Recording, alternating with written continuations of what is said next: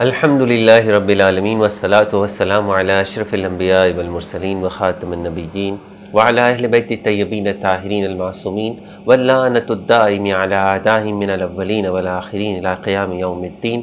اما بعد، بسم اللہ الرحمن الرحیم.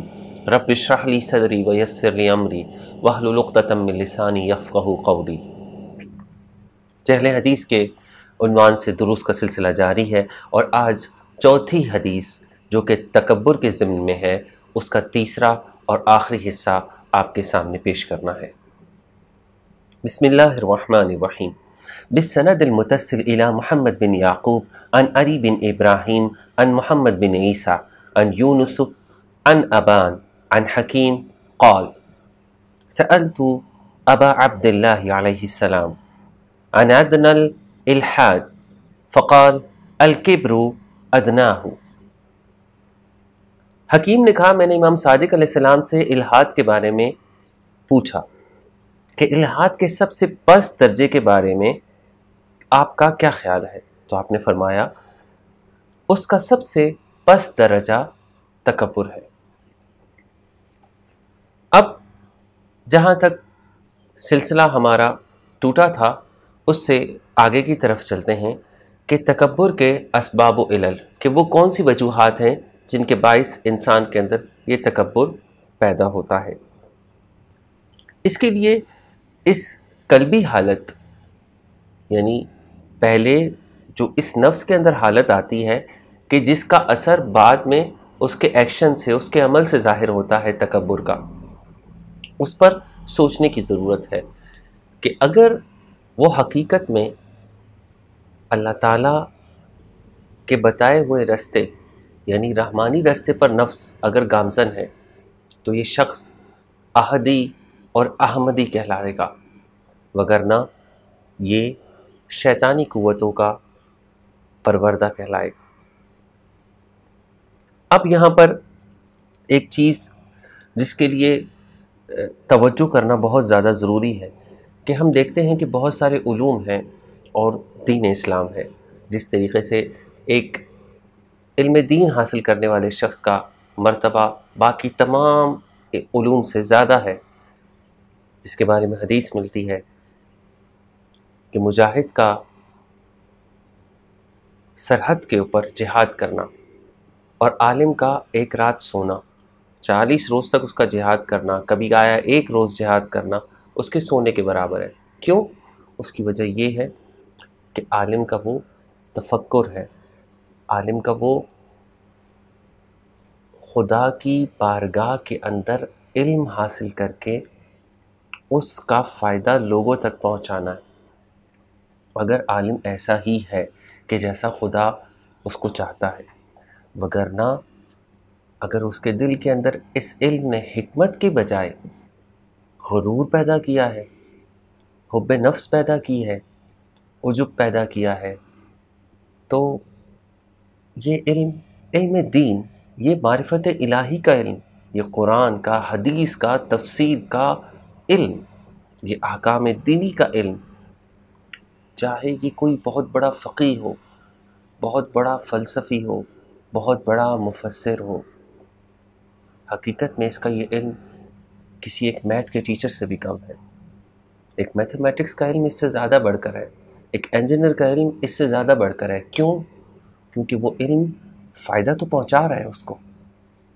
جس مقصد کے لیے میتھمیٹکس کا علم حاصل کیا گیا تو وہ اس کو فائدہ پہنچا رہا ہے. انجینئر کا علم اس کی صنعت میں اسے فائدہ پہنچا رہا ہے، جبکہ یہ اسے کوئی فائدہ نہیں پہنچا رہا. بلکہ یہ کہنا غلط نہیں ہوگا کہ اگر وہ عجب میں اور پھر اس کے پھل یعنی تکبر میں مبتلا ہے تو یہ اس کا الٹا اثر دے رہے ہیں، الٹا نقصان پہنچا رہے ہیں، اور اسے خدا سے دور کر کے شیطان کے قریب کر رہے ہیں. لہٰذا ہر ایک شخص کو، چاہے متدین ہو، چاہے عالم دین ہو، چاہے ایک عام انسان ہو، چاہے ایک عام مومن، ایک عام ایماندار ہو، اسے یہ سوچنا چاہیے کہ میں آدم کی اولاد ہوں، اور آدم کی اولاد ہونے کے ناطے آدم کو یاد رکھے کہ آدم کے سامنے شیطان نے تکبر کیا تھا، لہٰذا میں اس کو شیطان گردان راندہ درگاہ کیا، شیطان بنا دیا اللہ نے، لہٰذا اس آدم کی اس واقعے کو یاد رکھتے ہوئے، اس سیرت کو یاد رکھتے ہوئے اسے کبھی اس تکبر میں مبتلا نہیں ہونا چاہیے۔ ایک حکیم، ایک عارف باللہ کا یہ قول موجود ہے کہ حکمت یہ ہے کہ حکمت ایک لباس ہے جو حقیقت میں بدن ہے۔ اب دیکھیں، اگر کوئی عارف باللہ اور ولی خدا ہے تو وہ حکمت، علم دین کو اپنا بدن سمجھتا ہے، بدن کو لباس سمجھتا ہے حکمت کا، اور اگر یہ بدن نہیں ہے تو گویا حکمت نہیں ہے۔ اس کے نزدیک اچھی ٹوپی ہونا، اچھی قبا ہونا، اچھا لباس ہونا، اچھی گاڑی ہونا، اچھا محل ہونا، یا بہت سارے چاہنے والوں کا ایک جمع خفیر اس کے ساتھ ہونا، اس کے نزدیک کبھی بھی یہ حکمت نہیں ہے۔ غریب لوگوں کو، سوال پوچھنے والے سائل کے سامنے، چھوٹے لوگوں کے سامنے اپنی بھووں کو حرکت دینا کبھی بھی اس کے نزدیک یہ حکمت نہیں ہے، اور یقیناً اللہ تعالیٰ کے نزدیک بھی یہ حکمت نہیں ہے۔ اب اگر یہ اصطلاحیں یاد کر لی ہیں کسی نے اور اپنے آپ کو فقیہ کہتا ہے اور لوگ اسے سمجھتے ہیں، تو اسے امام خمینی کہتے ہیں ذرا غور کرنا چاہیے، وہ صرف ایک رٹو طوطا ہے جس نے ساری اصطلاحات، ساری آیات، ساری احادیث یاد کر رکھی ہیں، مگر اس کے دل پر، اس کے قلب پر، اس کے نفس پر اس کا کوئی بھی اثر نہیں ہے۔ اب ایک چیز جس کی جانب روشنی ڈالی ہے، اور وہ ہے تکبر کا علاج، کہ اگر یہ تکبر پیدا ہو گیا ہے تو آیا اس کا علاج کیا ہے؟ اس کے لیے جو سب سے زیادہ ضروری چیز ہے کہ انسان یہ احساس کرے کہ وہ کیا ہستی ہے۔ اب دیکھیں، اس کے لیے کچھ ایسی چیزوں کے بارے میں سوچنا بہت زیادہ ضروری ہے کہ اگر خدا نخواستہ میرے اور آپ کے دل میں تکبر پل رہا ہے، یا ہمارے عمل سے ظاہر ہو رہا ہے، یا ہمارے قول، فعل، اشارتاً، کنایتاً یہ ظاہر ہو رہا ہے، تو اس کے لیے سب سے زیادہ ضروری چیز یہ ہے کہ انسان اپنے وجود پر غور کرے کہ وہ ایک عدم میں بالکل محو چیز تھی۔ میں یا کوئی بھی انسان اس دنیا میں نہیں آیا تھا، بلکہ ہزاروں سال پہلے تک اس کا کوئی وجود ہی نہیں تھا۔ حق سبحانہ و تعالیٰ نے اسے یہ عزت بخشی، عدم سے اس نے اسے تخلیق کیا۔ اور کیسے تخلیق کیا؟ عدم سے اسے ایک وجود بخشا کسی کے صلب میں، اور وہ صلب آگے جا کر کے نطفے میں تبدیل ہوا، اور وہ نطفہ ایک ایسی شے ہے کہ اگر آپ کے ہاتھ پر لگ جائے تو آپ اولین کوشش کریں گے اور دقت ہوگی کہ اس کو جلد سے جلد صاف کر لیا جائے۔ پھر وہ مرد اور عورت کے مابین رحم مادر میں گیا، اور رحم مادر میں کن کن راستوں سے ہوتا ہوا وہ گیا کہ اگر آپ سوچیں گے تو آپ کو کراہیت ہوگی، اور اس کے بعد اس کی جو غذا تھی اگر آپ اس کے بارے میں پڑھیں گے تو آپ کو کوفت ہوگی، آپ کو گھن آئے گی، اور اس کے بعد وہ ایک سانس لینے والا وجود بنا کہ جس کی طاقت ایک معمولی کیڑے سے بھی زیادہ کچھ نہ تھی۔ اس کے بعد اسے تخلیق دی گئی، ہڈیاں اور گوشت بنایا گیا، پھر اسے وجود بخشا، اس دنیا میں بھیجا۔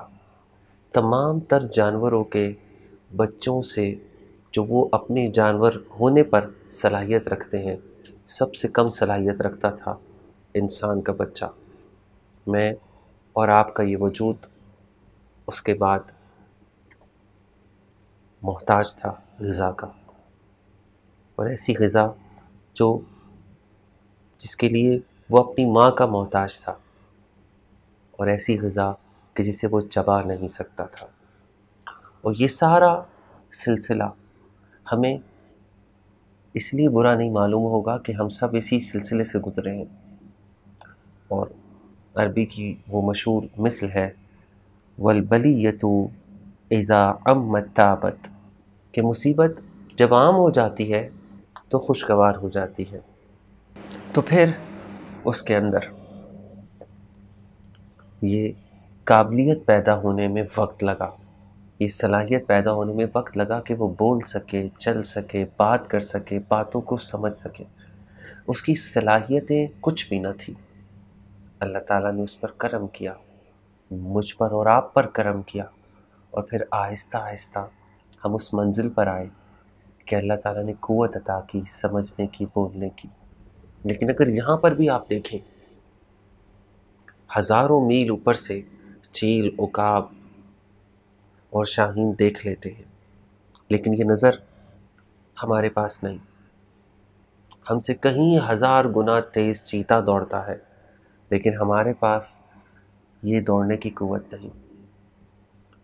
ہم سے کہیں زیادہ طاقتور دوسرے جانور ہیں، جبکہ ہمارے پاس یہ قوت نہیں۔ ہم سے کہیں زیادہ برداشت کسی دوسرے جانور میں ہے، لیکن ہمارے پاس نہیں۔ ان قوتوں کے اندر بھی انسان دیکھے تو وہ اتنا کچھ بھی نہیں ہے کہ جتنا وہ اپنے آپ کو خیال کرتا ہے۔ اور پھر ان جانوروں سے ہٹ کر ان پہاڑوں پر نظر کرے، اس زمین اور آسمان پر غور کرے کہ یہ بھی اللہ کی مخلوق ہے جیسے میں ہوں، میرا ان کے سامنے کیا وجود ہے اور کیا حیثیت ہے، اور میری کیا بقا ہے ان کے سامنے۔ اور پھر اس کے بعد یہ جوان ہوا اور بوڑھا ہو گیا، اب ساری صلاحیتیں کمزور ہونے لگ گئی، ضعف آنے لگ گیا۔ اب اگر یہ بیمار ہوتا ہے تو اپنی صحت نہیں بچا سکتا، اب بدصورت ہوتا ہے تو اپنی صورت نہیں بچا سکتا، اب اگر نحیف اور کمزور اور کام کرنے میں لاغر ہوتا ہے تو اس سستی کو وہ تیزی میں نہیں بدل سکتا۔ پھر اس کے بعد یہ موقع آیا کہ اگر اسے آپ بھوکا رکھیں 2 سے 4 دن تو پھر شاید، بلکہ یقیناً، ایک گندے سے گندا گلا سڑا گوشت کھانے کے لیے یا کوئی بھی غذا کھانے کے لیے تیار ہو جائے گا۔ میں اور آپ گندے سے گندا پانی، نالے کا پانی، اور اس سے بھی غلاظت، بدبودار اور نجس پانی پینے کے لیے تیار ہو جائیں گے، میں اور آپ، اگر بھوکا رکھا جائے۔ یعنی سب کچھ ہیچ، گھٹیا اور کمزور ہے، اور باوجود اس کے تکبر، غرور اور گھمنڈ صرف نظر دوڑائے اسے یہ بارونق شہر نظر آتا ہے۔ ذرا اس کا موازنہ کرے دوسرے شہروں سے، اور پھر اپنے ملک کا موازنہ کرے دوسرے ملکوں سے، اور پھر ایک ملکوں سے ایک کرۂ کا مقابلہ کرے، ایک کرۂ ارض کا مقابلہ کرے، اور پھر اس دنیا کا مقابلہ دوسرے سیاروں سے کرے، اور اس نظام شمسی کا مقابلہ دوسرے نظام شمسی سے کرے کہ یہ نظام شمسی ہزاروں، کروڑوں، اربوں گنا چھوٹا ہے کہکشاں میں، کائنات میں موجود دوسرے نظام شمسی سے۔ اور یہ تو وہ تھوڑی سی معلومات ہے جو ایسٹرونومسٹ نے اب تک ہمیں دی ہے، اور اب تک ان کے مطابق وہ کائنات کا پورا مشاہدہ نہیں کر پائے، اور شاید کہ کر بھی نہ پائیں۔ خدا کی اتنی ساری بڑی سے بڑی مخلوقات کے اندر کیا وجود رکھتا ہوں میں، اور گھمنڈ ہے، غرور ہے خدا کی بنائی ہوئی مخلوق کے ساتھ، اس کے لوگوں کے ساتھ۔ اور پھر یہ خیال کرتا ہوں کہ یہ صلاحیت میری اپنی ہے، اور اس پر مجھے فخر ہے، اور اس سے میں بخشا جاؤں گا، یا یہ میری قابلیت کو خدا سراہتا ہے؟ ہرگز نہیں، ایسا ہرگز بھی نہیں ہے۔ اور پھر اگر میں مر جاؤں تو پھر برزخ اور قبر کا اندھیرا موجود ہے کہ جہاں میں کچھ نہیں کر سکتا، جس کی وحشتناکیاں اور ہولناکیاں اور قبر کی تنہائیوں کو میں سوچ بھی نہیں سکتا، اور اگر میں سوچ بھی لوں، قیاس بھی کر لوں تو وہ قیاس باطل ہوگا۔ کیونکہ جس سے سب نے خوف کھایا، جس سے انبیاء اور مرسلین خوف کھاتے رہے اور دعائیں مانگتے رہے، اور بعید نہیں کہ میں اس کے بارے میں سوچ بھی نہیں سکتا تو کتنا سخت اور کتنا کبھی تپش اور آگ اور عذاب ہوگا جہنم کا، جس کے بارے میں آیا ہے کہ قیامت کی ہولناکیوں کے بعد ہر ایک منہ، آنکھ کے لیے الگ جہنم کا دروازہ کھلے گا، کان کے لیے الگ جہنم کا دروازہ کھلے گا، زبان کے لیے الگ جہنم کا دروازہ کھلے گا، اور پھر اس کی وحشتناکیاں ہولناکیاں میں تصور بھی نہیں کر سکتا۔ اگر خدا نخواستہ میں نے اسی غرور اور گھمنڈ کے ساتھ اس دنیا کو چھوڑا تو فشار قبر ہے، برزخ کی سختیاں اور قیامت کی ہولناکیاں ہیں، اور آخر کار جہنم رسید ہو جاؤں گا۔ بس اس لامتناہی سفر میں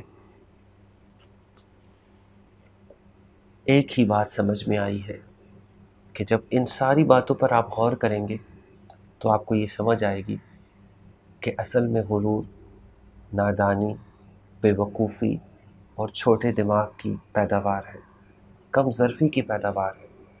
ایک باشعور ذی شعور شخص جو ان ساری حقیقتوں کو جانتا ہو کبھی بھی غرور اور گھمنڈ کا سہارا نہیں لے گا اس دنیا میں۔ اور سب سے بڑھ کر ہم اور آپ جیسے اربوں انسانوں سے افضل ترین، اعلیٰ ترین ہے رسول خدا صلی اللہ علیہ وآلہ وسلم۔ آپ کا کیا طریقہ کار تھا؟ آپ جب محفل میں آتے تھے تو جس جگہ ملتی تھی وہیں پیچھے بیٹھ جاتے تھے۔ اصحاب جب آپ کی تعظیم میں کھڑے ہوتے تھے تو آپ انہیں کھڑے نہیں ہونے دیتے تھے، آپ زمین پہ بیٹھ کر کھانا تناول فرماتے تھے۔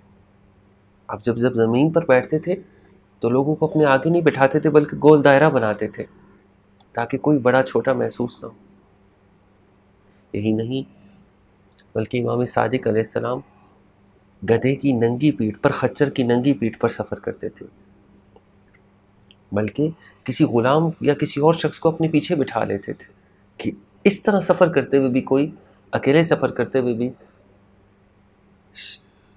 کسی بھی قسم کا شائبہ نہ رہے کہ غرور اور گھمنڈ ہے۔ ہاتھوں سے اکثر و بیشتر آٹا گوندھ لیتے تھے، گھر کا کام کرتے تھے، اپنے جوتے خود سی لیتے تھے، اپنے کپڑے خود سی لیتے تھے، گھر کا جھاڑو تک دیتے تھے، لوگوں کا ہاتھ بٹاتے تھے، غلاموں کے ساتھ بیٹھ کر کھاتے تھے۔ خود اللہ کے رسول کے بارے میں کہ آپ غلاموں کے ساتھ بیٹھ کر کھانا پسند کرتے تھے اور کہتے تھے میں اللہ کا بندہ ہوں، بندہ کا مطلب ہوتا ہے غلام، اس لیے غلاموں کے ساتھ بیٹھ کر کھاتا ہوں اور غلاموں کے ساتھ اٹھتا ہوں۔ اور یہی شیوا علی علیہ الصلوۃ والسلام اور تمام تر ائمہ علیہم السلام کا تھا۔ کیا میں اور آپ ان سے بڑھ کر مرتبہ رکھتے ہیں؟ کیا میں اور آپ ان سے زیادہ عزت رکھتے ہیں کہ ہماری عزت میں کمی آ جائے گی اگر ہم تکبر اور غرور نہ کریں؟ کیا میں اور آپ ان سے زیادہ اس لحاظ سے کہ ہماری عاقبت اچھی ہے مطمئن ہے؟ پتہ نہیں کون سی ایسی چیز ہے سوائے شیطان اور اس حب نفس کے جس نے ہمیں دھوکہ دے رکھا ہوا ہے، اور حقیقت میں یہ نفس امارہ ہے، اور اس کو ختم کرنے کے لیے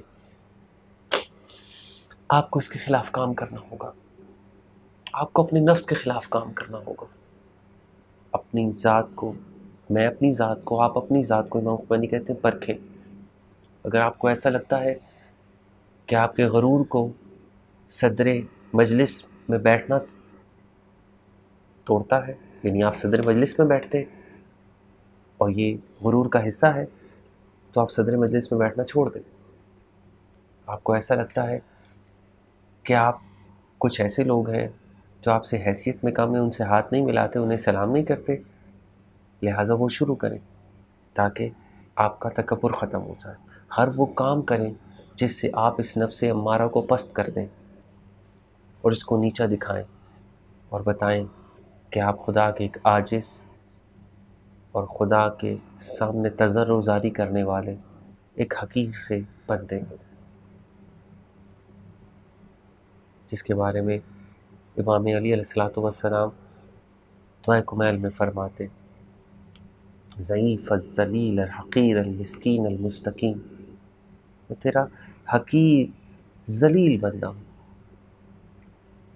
امام خوانی فرماتے شیخ عبد الکریم حائری کہ جو اپنے وقت کے مرجع تھے، یعنی تمام تر شیعوں پر حاکم تھے، ان کا حکم چلتا تھا، شرع کا حکم چلتا تھا ان کا، اپنے وقت کے سب سے بڑے مرجع، اور حالت یہ تھی، عجز و انکساری کا عالم یہ تھا کہ آپ پیدل گلی میں نکل جاتے تھے، سفر کرتے تھے، اور جو نئے طالب علم ہوتے تھے، ابھی مدرسے میں داخل ہوئے ہوتے تو ان کے ساتھ ہنسی مذاق کرتے تھے۔ کبھی کبھار آپ کو شیطان اس طریقے سے بہکاتا ہے، آپ کا اسٹیٹس خراب ہو جائے گا، آپ اپنے سے نیچے والوں سے ہنسی مذاق کریں گے، گفتگو کریں گے، یہ شیطان کا دھوکہ اور نفس کا دھوکہ ہے۔ آپ کا اسٹیٹس اللہ کے رسول سے بڑا نہیں ہے، آپ کا اسٹیٹس مولا علی کے اسٹیٹس سے بڑا نہیں ہے، آپ کا مرتبہ کچھ بھی نہیں ہے ان کے آگے، وہ گھل مل کے رہتے تھے۔ لہٰذا آپ کو چاہیے کہ اس طرح کی ساری باتیں، اسٹیٹس، معیار، طریقہ کار جو اس دنیا نے بنائے ہوئے، خدا، اس کا رسول، ائمہ اور امام صادق اسے اس نظر سے نہیں دیکھتے، لہٰذا آپ بھی نہ دیکھیں۔ کیوں؟ کیونکہ ہم اللہ اور اس کے رسول اور ائمہ کے بتائے ہوئے طریقوں پر چلنے کے لیے اس دنیا میں آئے، جو کہ فلاح کا راستہ ہے۔ لہٰذا حضرت علی علیہ الصلوۃ والسلام کی سیرت پر عمل شروع کریں، اور نفس کبھی آپ کو دھوکہ دیتا ہے کہ آپ کا مقام بہت اونچا ہے، آپ کا مقام بہت افضل ہے، اور کبھی بہت عجیب قسم کا دھوکہ دیتا ہے کہ آپ خود پیچھے بیٹھتے ہیں، دوسروں کو آگے بٹھاتے ہیں، دوسروں کو اپنے پیشے کے اندر، اپنے جاب کے اندر آگے لے کر آتے ہیں، اپنے بزنس کے اندر، اور پیچھے بیٹھ کر کہتے ہیں میں انکساری کر رہا ہوں۔ یہ بھی تکبر کی ایک قسم ہے۔ اور کبھی آپ یہ کہتے ہیں کہ ہاں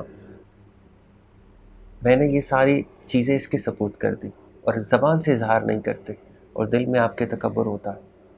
بہت سے معاملات ہیں، شیطان عجیب سے عجیب کھیل کھیل رہا ہے، لہٰذا ہوش کرنا چاہیے۔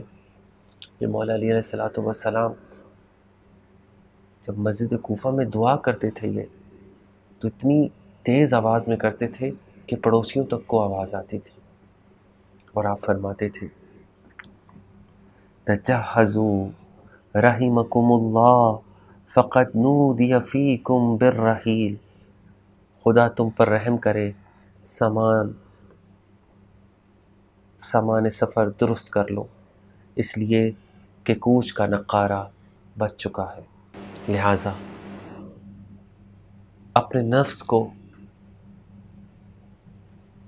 اپنے تکبر مٹانے کی بھٹی میں جلاؤ، عجز و انکساری کی بھٹی میں جلاؤ، اس سے پہلے کہ یہ نفس جہنم کی آگ میں جلے۔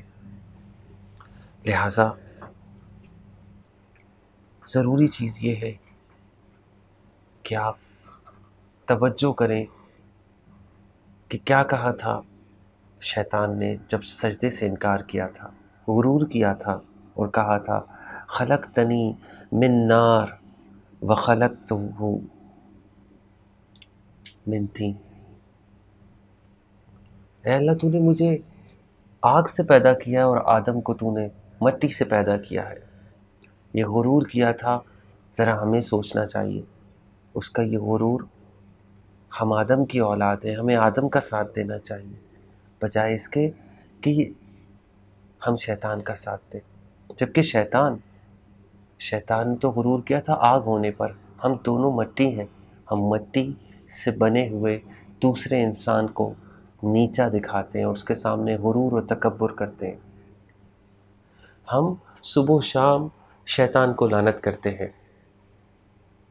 اس کے ابلیس ہونے کی وجہ سے، جبکہ ہمیں لعنت خود اپنے نفس کو کرنی چاہیے کہ جو ہم شیطان کے چیلے بن چکے ہیں، ہم وہی کام کر رہے ہیں جو شیطان ہم سے چاہتا ہے. یہاں تک کہ روایت ہے کہ جب بروز محشر ہوگا تو شیطان تکبر وہ کرنے والے کے سامنے آ کر کہے گا کہ کیا انبیاء علیہم السلام تمہارے لیے دین لے کر نہیں آئے تھے؟ تم نے تکبر کر کے اس دین کو اپنے دل سے خالی کر دیا. ذرا سوچئے، تکبر ایک ایسی لعنت ہے، ایک ایسی بیماری ہے، اس کو اپنے دل کے آئینے سے اس غبار کو صاف کریں کہ ساری دنیا اور کائنات کا لعنتی اور راندہ درگاہ شیطان بھی تکبر کرنے والوں کو بروز محشر لعنت کرے گا. سب سے زیادہ لعنت کا شکار ابلیس بھی تکبر کرنے والے کو لعنت کرے گا. ایک آخری حدیث امام صادق علیہ السلام کی، اور اجازت چاہوں گا. کافی شریف میں امام صادق علیہ السلام سے حدیث مروی ہے کہ آپ نے فرمایا ہر طبقے کے شریر اشخاص میں تکبر کا پایا جانا ممکن ہے. اس کے بعد گفتگو کرنے کے بعد آپ نے فرمایا کہ رسول خدا مدینے کی بعض گلیوں سے گزر رہے تھے کہ ایک سیاہ فام عورت اپلے چن رہی تھی. اس سے کہا گیا کہ رسول خدا کے راستے سے ہٹ جا. اس نے جواب دیا راستہ کشادہ ہے. بعض اصحاب نے اس کو ہٹانا چاہا مگر رسول خدا نے فرمایا اس کو چھوڑ دو، یہ متکبر ہے. کبھی ایسا ہوتا ہے کہ غریب کے اندر بھی تکبر آ جاتا ہے، جاہل کے اندر عالم کے لیے، غریب کے اندر مالدار کے لیے تکبر آ جاتا ہے. اور ایسا ہوتا ہے کہ کبھی آپ کا نفس آپ سے یہ کہتا ہے کہ مالدار کے سامنے سختی سے پیش آؤ، اس کے سامنے بالکل عزت انکساری نہ کرو، اور یہ آپ کو عین تقویٰ بتاتا ہے، جبکہ ایسا نہیں ہے.